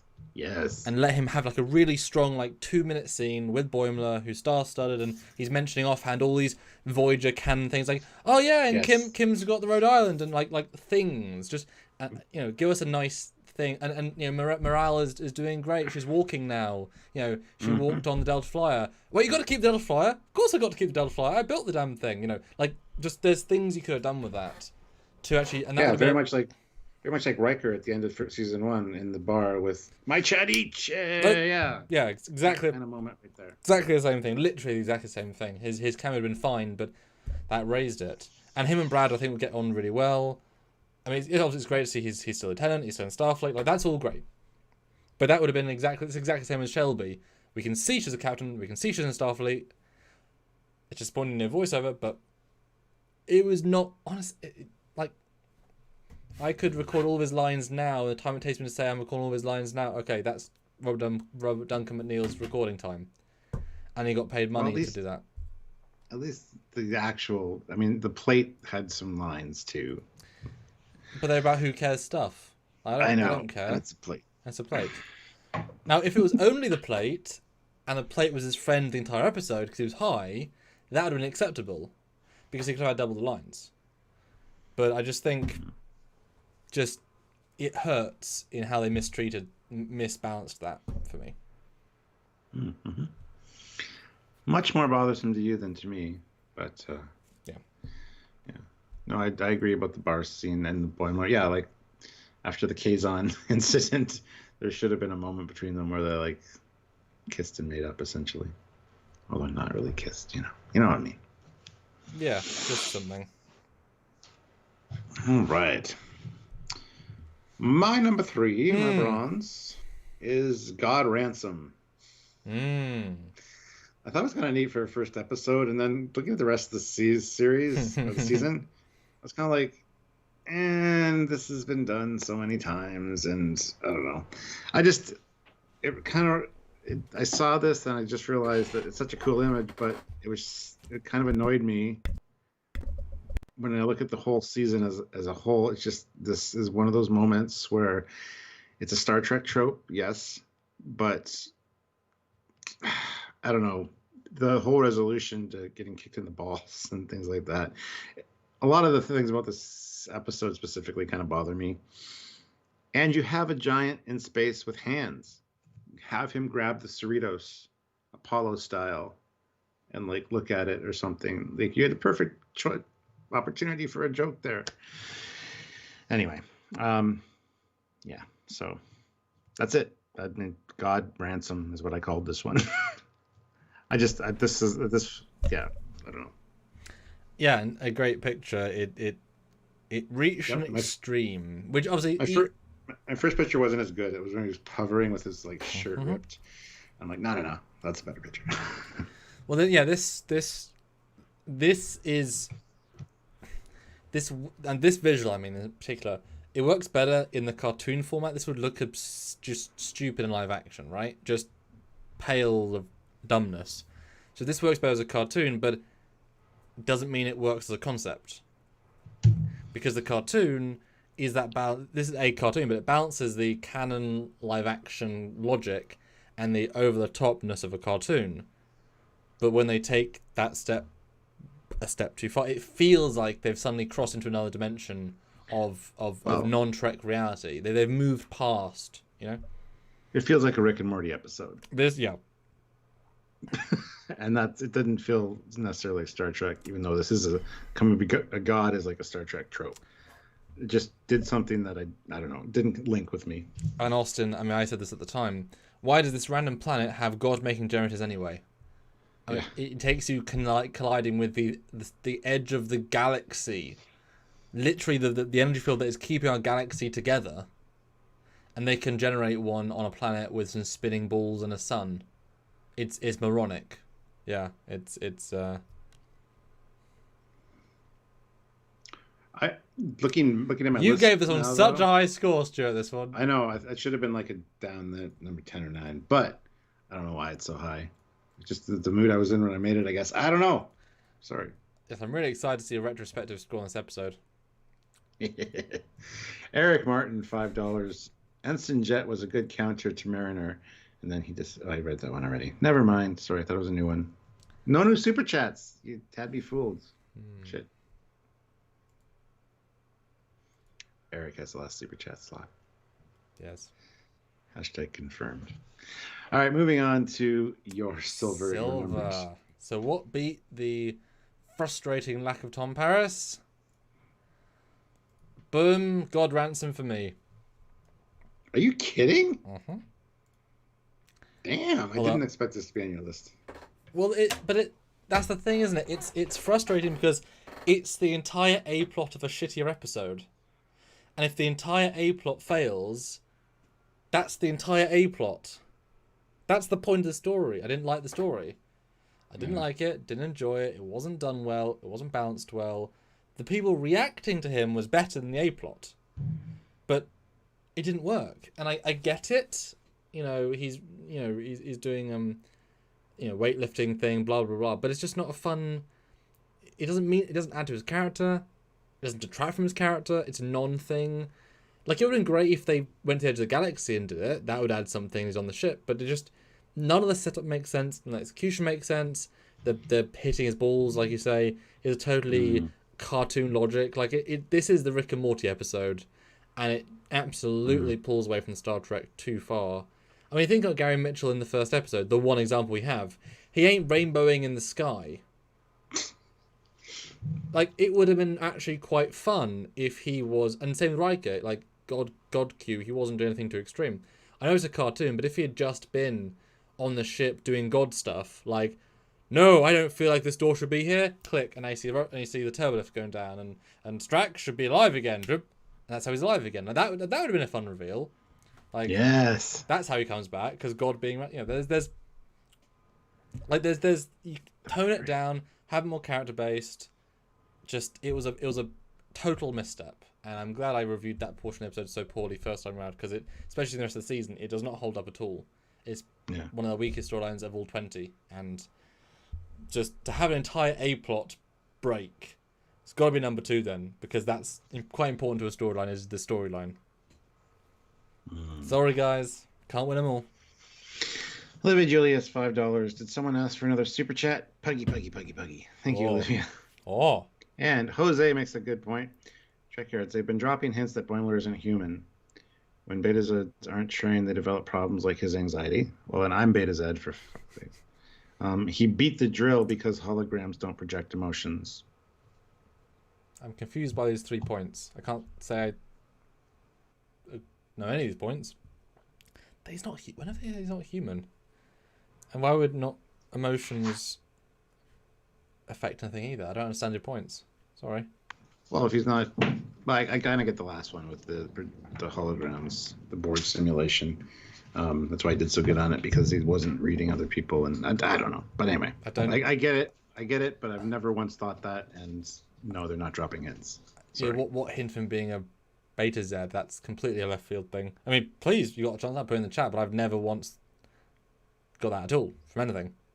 And we've talked about these episodes in quite a lot of depth. So we've talked about a lot of stuff in these episodes. Right, Stuart and audience, because that was... No, you're number 2. You're still number 2. Right, Stuart, what's your number 2? Before we get to that, Austin Spaulding, $5. Thank you. The God stuff could have been a look at Ransom's motives and character, but it was purely based on Mariner and Freeman's relationship and his reaction. That too. Yeah, well said. Which is okay, but not good. Mm-hmm. So yeah. And threefold passes, he means that he was able to reach his potential because he was not distracted by others' emotions.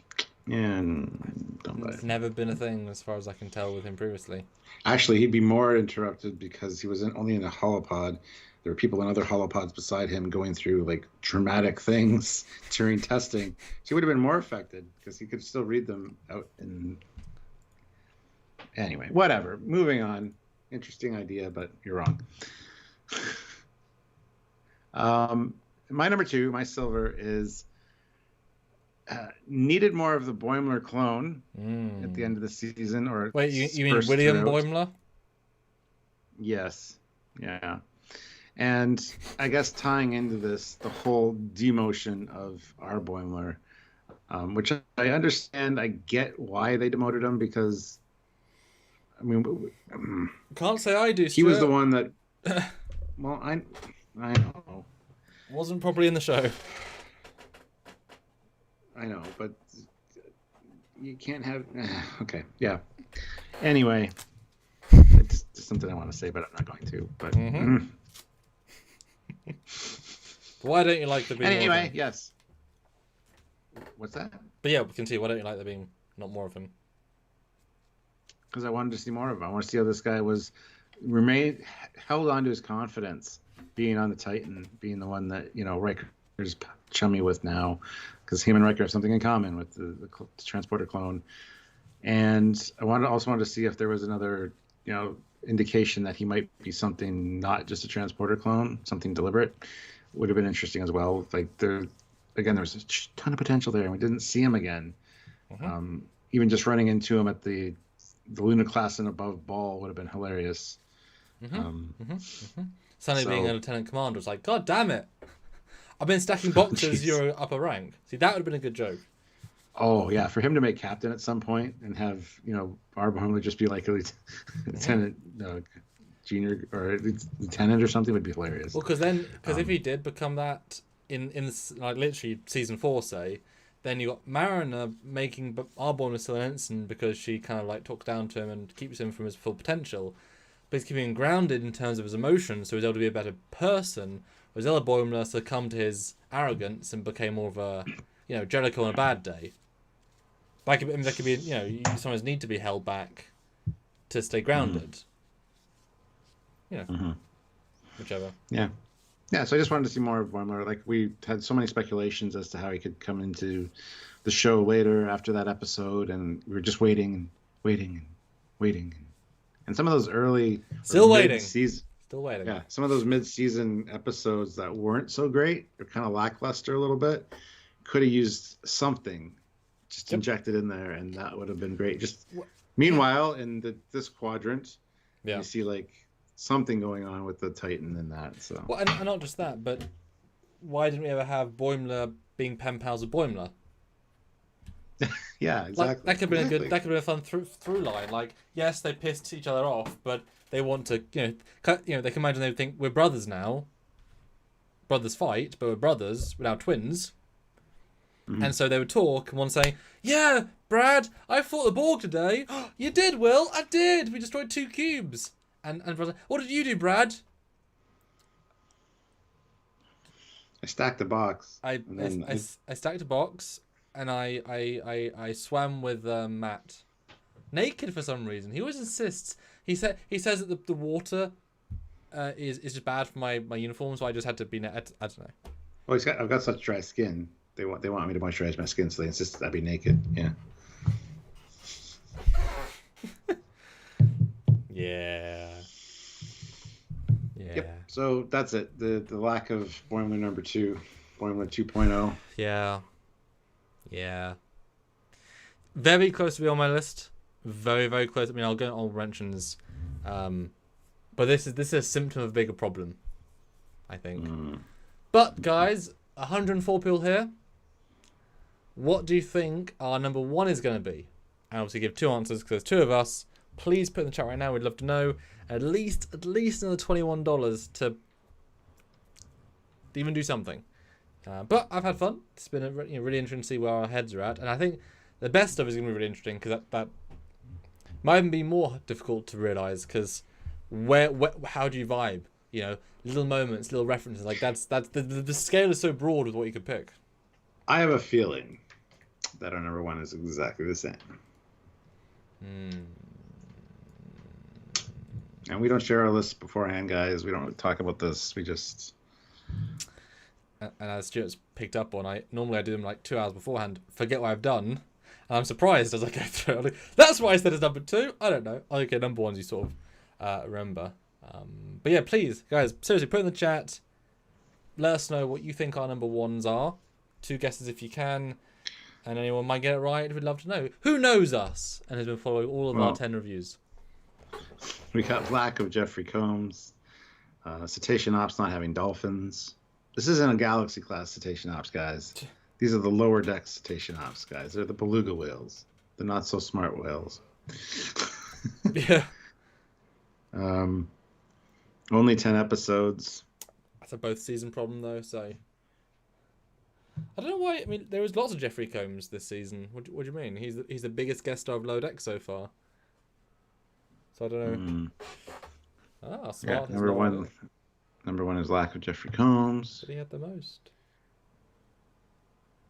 Smart Sprint has no idea. Well, we have 1 more minute to guess, guys. What do you think our least favourite? And Super Chat. That too. Let us know what your number 1 most annoying or not realized potential of the season 2 of Lower Decks was. Preston M just threw in $10. Oh, boom. I still think this series is the best new Trek so far. Just got here for the live though. I'll have to go back and watch it all. At least my favorite thing was the Mugatus. It's on my list, but not yours. Yeah. Jose says earlier like to use beluga whales instead. Belugas actually have equivalents to facial expression and language. Yeah, but if you read the TNG technical manual, they have dolphins and killer whales. No belugas on the Galaxy class, so... Yeah. There's a lot with Jeffrey Combs. Like, for what he was given, he made that character his own. Again, I think, what more could you ask for, really? When Locke says he thinks it's the fact that the Cetacean Ops were horny. Yeah. This sort of things, thinking back to yesterday, when we have so many things to think about, just thinking back to when I mentioned that in a thing, and the reaction just, good memories. If you understood my vagueness there when I mentioned that. No, because you need to say it again because I missed it. Oh. It's okay. Fine. The horny things, I mentioned that to somebody yesterday, and the reaction I got when I made a comparison, yes. thinking back, it's like, I made them have a laugh there. It was good. Yep. Okay, I think we should put people out of their misery, Stuart. Well, I think one person got it right, though. I will say that. Ooh. Which is obviously helpful when lots of people post. Oh, couldn't you imagine, Stuart, if... Now, to be fair, your number one might be... I'll hold judgment, but what if Stuart's number one is the inclusion of the Discovery-style reference of the shirt being Ritos? It's like, Discovery and Lower Decks, man. It's like, Stuart. Before we get into our number ones, we got Eugene with 2,000 rubles, so thank you. Boom! Slam dunked it there at the end. Fantastic. Well, okay, what is it? My least favorite thing with season 2 was teasing with splitting Boimler, Mariner, and Tendi and Rutherford plot pairing, which never came to pass for more than a single episode. I so wish to see another Boimler Tendi story. Yes, I agree with that 100%. That's a really good one, though. We need better pairings, or different pairings. It's tricky, though, because we saw the pairings don't necessarily work as side pairings. So you're asking for, in theory, obviously it's all in writing, but a less strong pair. Whereas when we had Mariner and Boimler, they worked really well together. Like, but then yeah, Boimler and Tendi for sure. Did we even see a Rutherford and Mariner? Don't think we did. Sure, Rutherford. Nope. No, we didn't. No, and then we haven't seen a really Rutherford and Boimler either. And I didn't enjoy the one they did. So, oh yeah, we did see that with the Magachi one. That was their one. Yeah. So I don't think they work because they're both playing dumb. There's nothing else there. Whereas Mariner and Tendi work quite well together. Once they worked out, they were friends. Yeah. Davana? Who's Davana? It's my name. That's good. Threefold Path throws in 10 pounds. That's a good one. For me, no one would be number one. Would be the lack of character development for characters other than Boimler. It seems they can only develop one character per season. Ooh. First Mariner, second Boimler, third Rutherford, and then Tendi. And I'm going to disagree there. Boimler definitely stepped up for sure, but we also got a shit ton of development for Billups. He's not one of the main characters, mind you, but still. Tendi had some development. Rutherford... Tendi had background. And she became less psycho near the end of this. That's true. The season, so that's development. Come on now. And Rutherford had a reset, which didn't affect him as much, and then had to undo the reset development. And had a realization of something, which is again, that's going to be season 3 is going to be about him. Yeah. And season 4 villains are just, the Orions. I mean, the Ransom got a decent amount of little bits and bobs. Shaxx got a few things. I mean, everyone got a bit, but certainly they didn't want to develop Rutherford or Tendi very much. But that is a problem with giving them both the pairing and both being second fiddle. You don't have time in the main. Well, I do think the mum had a good development. That she worked towards being better, and she felt a lot better as a captain this season. Like, she tried, she achieved, she strived, and then blew up a planet. Maybe not the best development at the end for her. Well, she didn't do it, obviously, so getting arrested. When was Starfleet Intelligence get that wrong? Where did they get everything wrong? Anton wants one more poll. Stuart, one more poll can we do? I guess we'll say our finals and see if people agree is the number one. But both good options, I will agree. They're more general things that I think the show could just improve on rather than annoying us, because season 1 didn't have much development either. But there's more annoying little things. But yeah. Great points, you guys. Great points. Stuart, you ready for my number one? Absolutely. My number one is, undeniably so, Titan tease and no follow through. Or as I said in my notes, not enough Titan, no season storyline. Structurally, clearly, blatantly, you end a season on a high, you start a season with a Titan storyline, therefore meaning logically you'll end the season with a Titan payoff. That's how narratives flow. And so to never come back makes it feel all more redundant and pointless, and makes Riker feel all more pointless and redundant. I know it's a 3 or 4 season arc, fine, but you still need season-wide arcs, and this one absolutely failed in its... Well, it didn't have a goal, it just failed to achieve living up to itself. Big disappointment. Big disappointment. Mm-hmm. I can talk more later. Maybe. Who knows?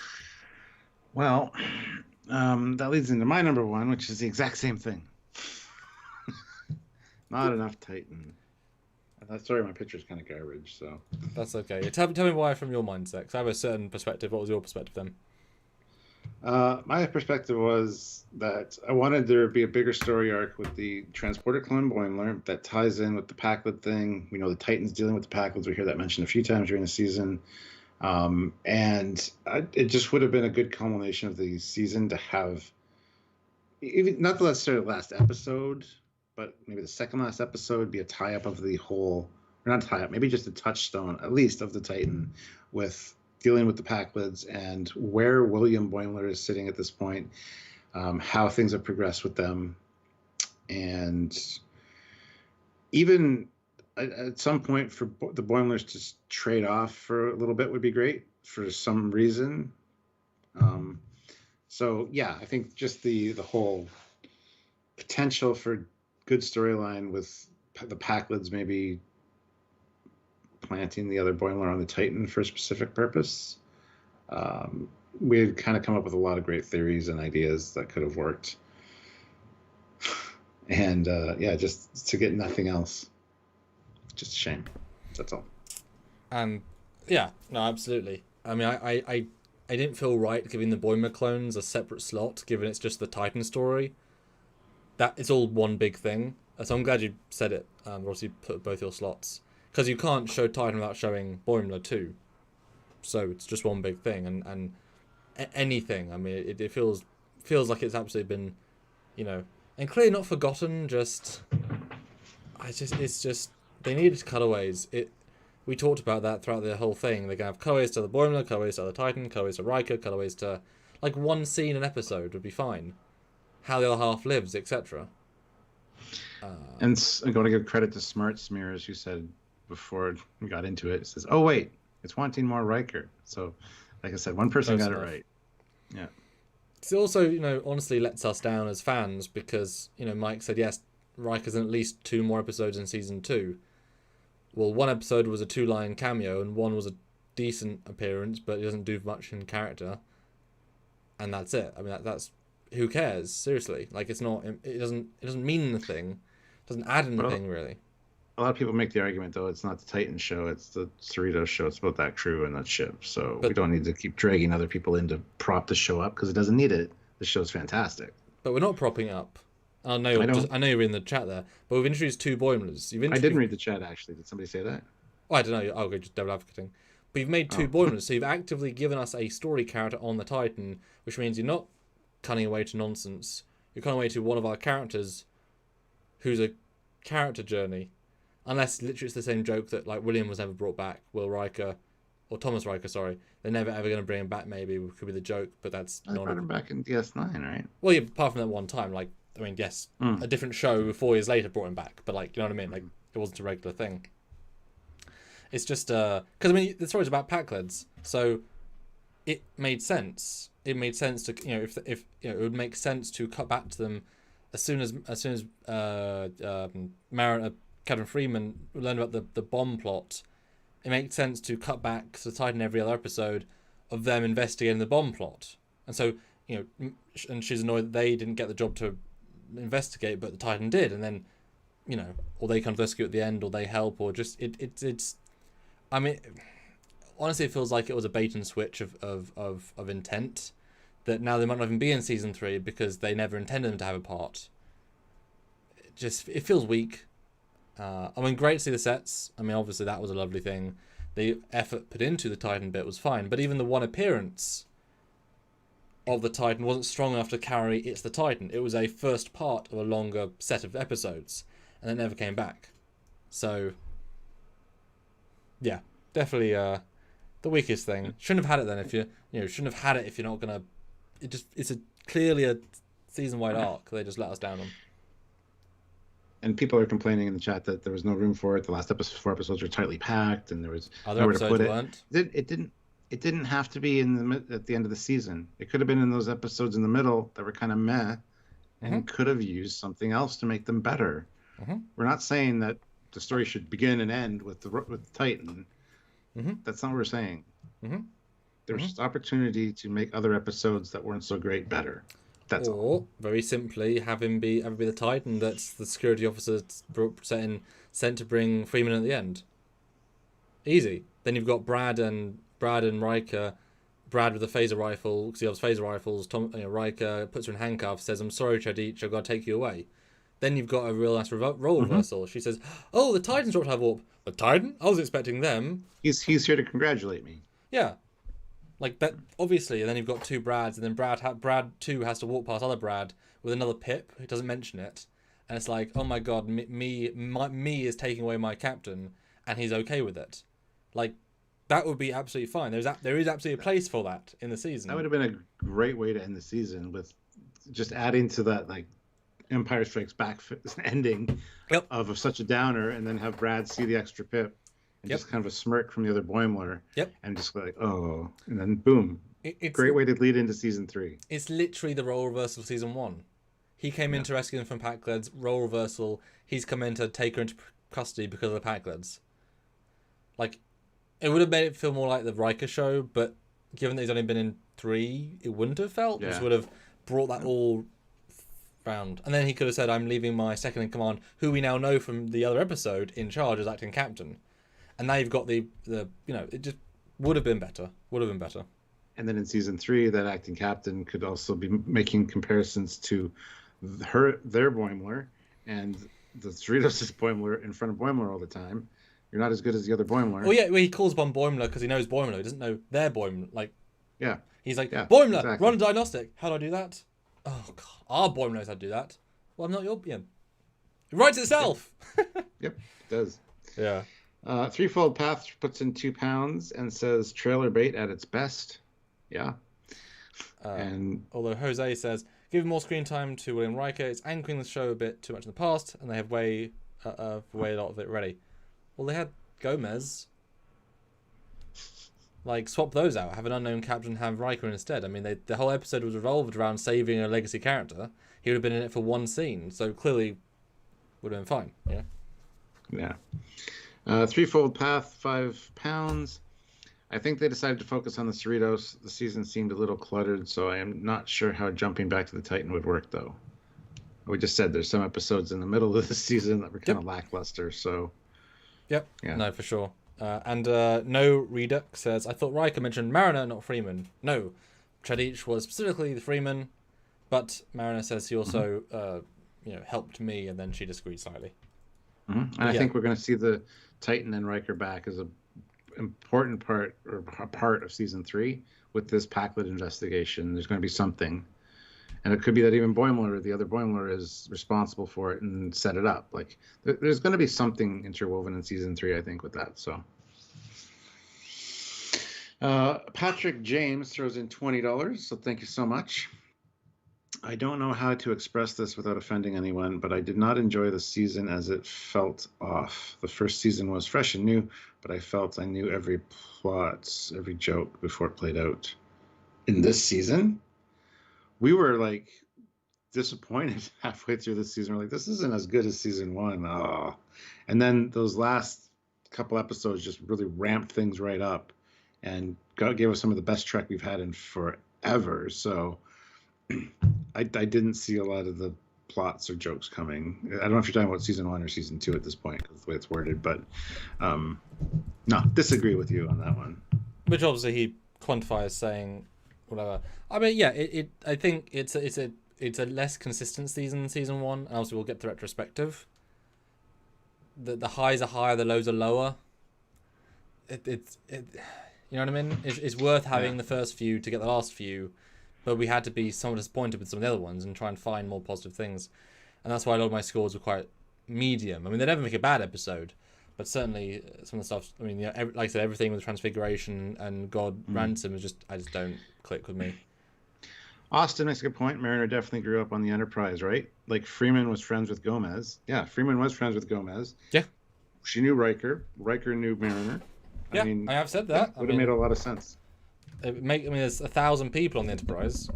And she could easily be she couldn't be a commander or anything close to that, but that was still a good 15 years ago, so easily be a lieutenant. She could have met her husband on the Enterprise. That's kind of cool. Before he was an admiral, or whatever. Ziango76 says, should season 2 of TNG have random cuts to Crusher at Starfleet Medical since she was on the Enterprise in season 1? And yes, I know why Gates wasn't on season 2. Well, honestly, yes. It would have been great to see what she was doing at Starfleet Medical, just randomly here and there, especially in retrospect now that she came back to the show. Also, it's a terrible example because that would only work if at the end of season 1 she says, I'm going to Starfleet Medical to help the crew with special things, and at the start of season 2 she's, I'm at Starfleet Medical doing a special disease study, episode 2. Hello, Captain Picard, you're back on the... Welcome to Earth. Let me do a thing for you with medical. And clearly a plot line is developing and never mentioned again and never mentioned again. So, terrible example. It's more like saying, should Tasha have flashbacks in season 2? And it's like... I mean, it's still... No, there is no good example because you've never done anything like this before. Maybe it's more like... I guess the closest example would be... Why was the caretaker never referenced more? Or just randomly cut to Spock, just sitting there meditating because he was in unification. Yeah, well, yeah. Why never cut back to the Romulan unification bullshit?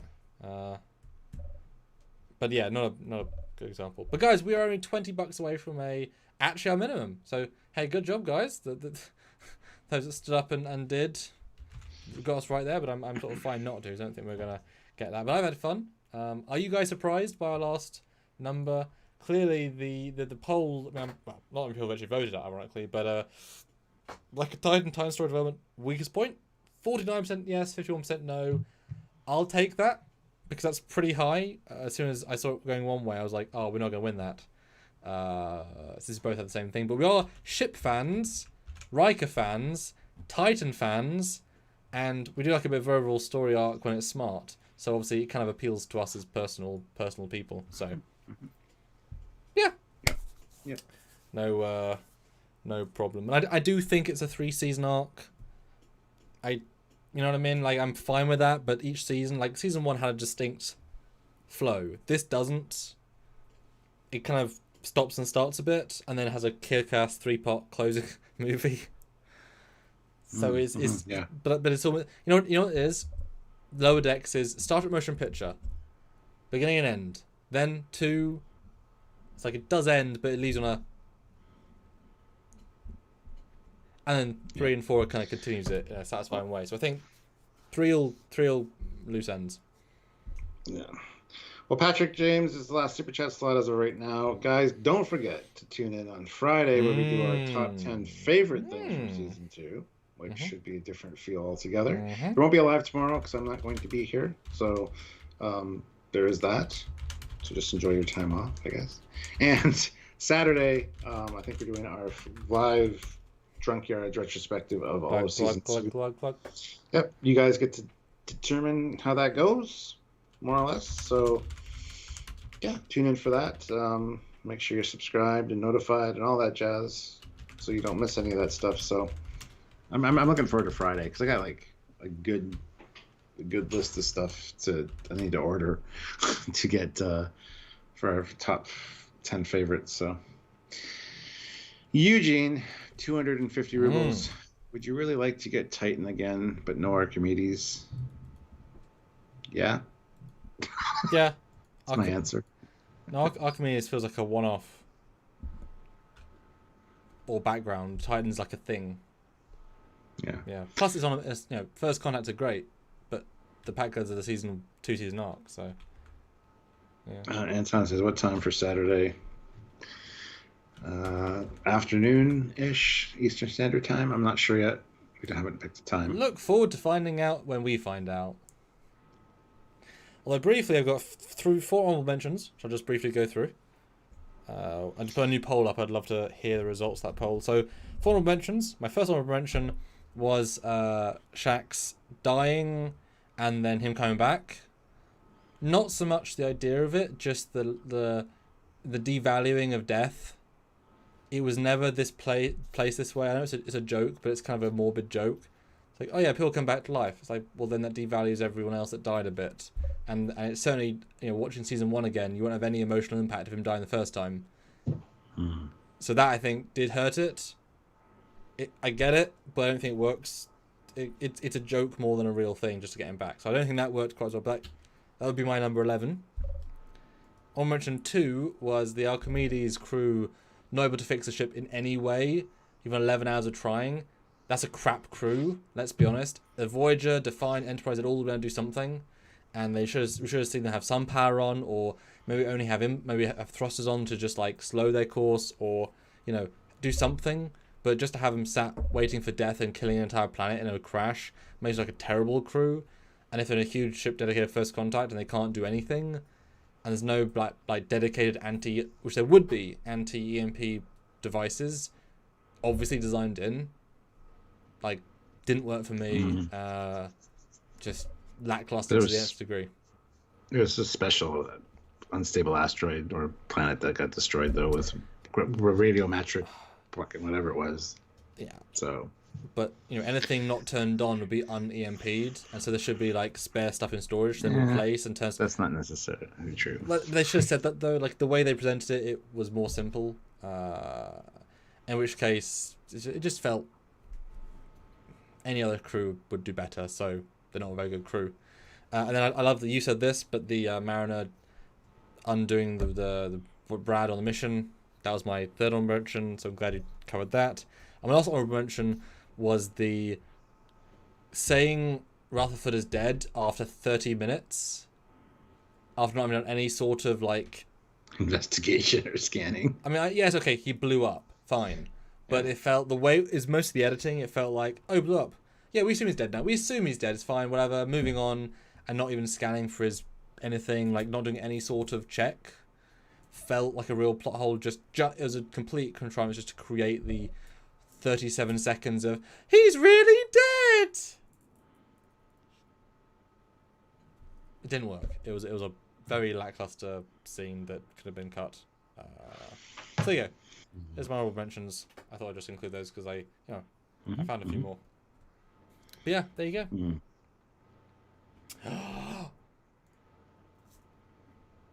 What? Are you going to join our Friday Top 10?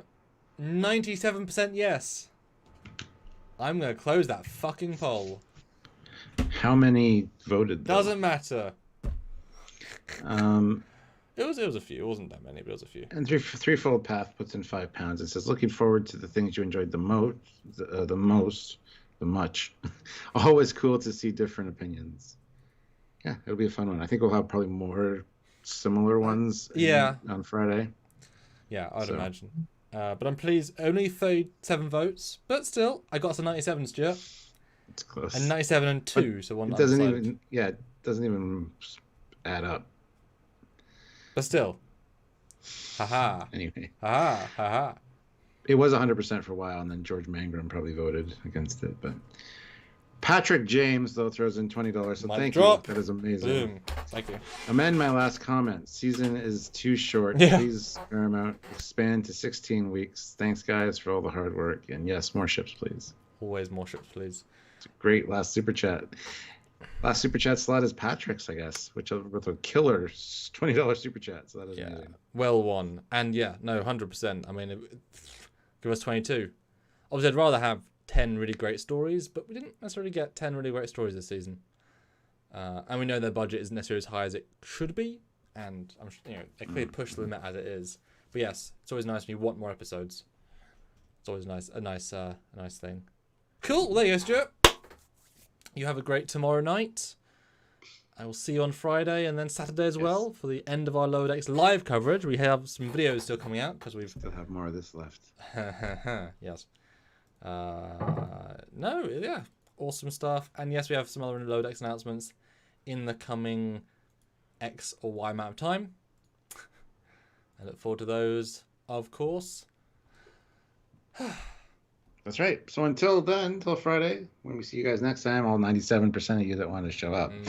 I am Captain Foley. I am and Preston M snipes in with a $20 super chat. It says super snipe. Oh my so I guess Preston is the last super chat slot. Hot damn. Hot damn. The snipes. That's like a big cannon. We've already said our goodbyes, and God. SVS Guru 2000 puts in €5. Thank you.